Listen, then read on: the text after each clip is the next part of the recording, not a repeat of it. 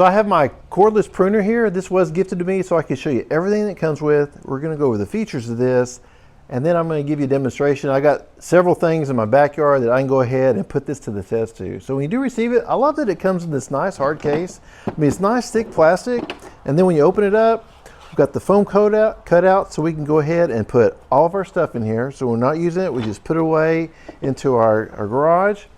Also, we've got a battery charger here, and then our battery. On the battery in the front right here, we do have a button.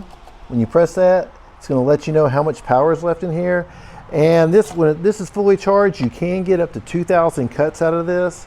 It also comes with some blades to go ahead and replace these if you ever need to, a sharpening stone, and some tools to replace them, and some oil. And then we've also got a little sheath here that you can go ahead and put around you when you're carrying it around in the yard to go ahead and store it. So the battery slides in here real easily. It just snaps in there like that. This is where our power button is located. You can turn that on, you can hear a beep. To prevent accidental activation of the blades, you have to actually press this 3 times. 1, 2, 3. Now it works. And you can see the opening of this. You can actually adjust that. There are 4 different levels right here, and you can toggle that by pressing the power button, and it's going to toggle between all those different ones.